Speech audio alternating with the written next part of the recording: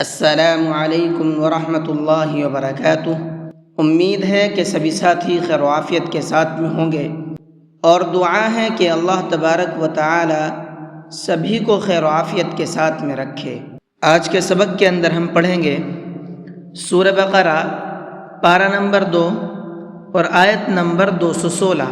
تو چلیے سبق کو شروع کرتے ہیں۔ اعوذ باللہ من الشیطان الرجیم، بسم اللہ الرحمن الرحیم۔ کتب علیکم القتال وهو کرہ لکم۔ قتال، قاف کو منہ بھر کے پڑھیں گے، کرو، اس را کو بھی منہ بھر کے پڑھیں گے۔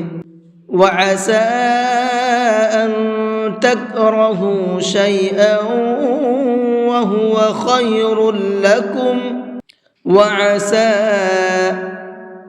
یہاں پر یہ چھوٹا مد ہے تو اس چھوٹے مد کو 1 سے 3 الف کے برابر کھینچ کر کے پڑھیں گے۔ أَن تَكْرَهُوا، اس نون کے اندر اخفا کریں گے، یعنی کہ ناک میں آواز کو چھپا کر کے پڑھیں گے۔ اور یہ کیوں ہے؟ اس لیے کہ نون ساکن کے بعد میں تا ہے، اور تا اخفا کے حرفوں میں سے ہے۔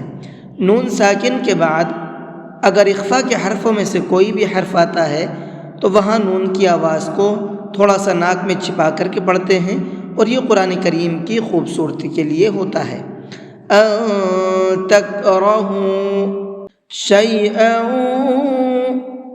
یہاں پر بھی غنہ کریں گے، اس لیے کہ یہاں پر حمزہ کے اوپر تنوین ہے، اور تنوین کے بعد میں واو آ رہا ہے۔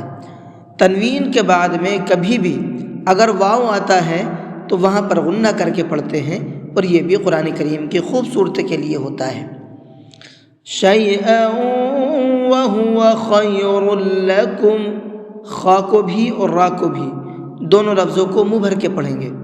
وعسى أن تحبوا شيئا وهو شر لكم، وعسى، یہاں پر بھی چھوٹا مد ہے تو اس کو بھی 1 سے 3 الف کے برابر کھینچ کر کے پڑھیں گے۔ ان تحبوا، اس نون کے اندر بھی اخفا کریں گے، قاعدہ بھی آپ کو اوپر بتایا گیا ہے۔ شیئا، یہاں پر بھی غنہ کریں گے، یہ قاعدہ بھی اوپر بتایا گیا ہے۔ یعنی اس لائن کے تمام قاعدے ابھی پچھلی لائن کے اندر بتا دیے گئے ہیں۔ واللہ یعلم وانتم لا تعلمون۔ واللہ، اللہ کے لام کو منہ بھر کے پڑھیں گے، اس لیے کہ اللہ کے لام سے پہلے زبر ہے، اور اللہ کے لام سے پہلے زبر ہوتا ہے تو اس اللہ کے لام کو منہ بھر کے پڑھتے ہیں۔ وَأَنتُمْ، اس نون کو بھی ناک میں چھپا کر کے پڑھیں گے، اخفا کر کے پڑھیں گے، اس لیے کہ نون ساکن کے بعد میں تا ہے۔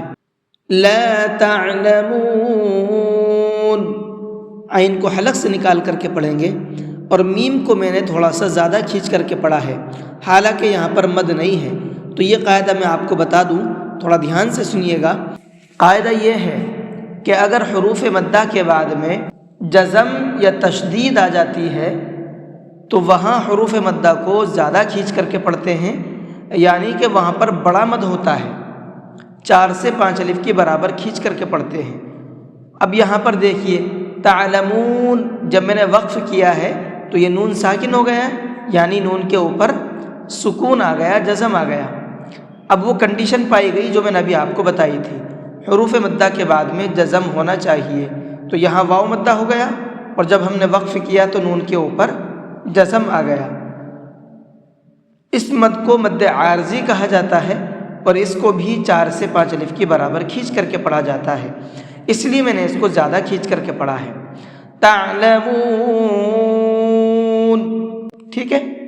تو یہ آپ کی آیت نمبر 216 مکمل ہو چکی ہے۔ اس کے اندر جو بھی تجویدی پوائنٹ تھے وہ میں نے آپ کو بتا دیے ہیں۔ آپ ان تمام پوائنٹ کو دھیان میں رکھ کر کے پریکٹس کیجئے، اور جس طرح سے میں نے پڑھا ہے اسی طرح سے پڑھنے کی کوشش کیجئے۔ اگر آپ اسی طرح سے پڑھنے کی کوشش کرتے ہیں تو میں آپ کو یقین دلاتا ہوں کہ انشاءاللہ آپ بہترین قرآن کریم پڑھنا سیکھ جائیں گے۔ اور پھر آپ کو پڑھنا کیسے ہیں، ایک بار میں آپ کو پڑھ کر کے بھی سنا دیتا ہوں۔ کتب علیکم القتال وهو کرہ لکم وعسى أن تكرهوا شيئا وهو خير لكم وعسى أن تحبوا شيئا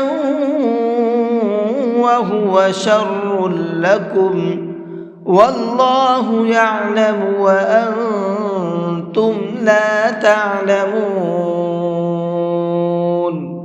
جی آج کے سبق کو یہیں پر ختم کرتے ہیں۔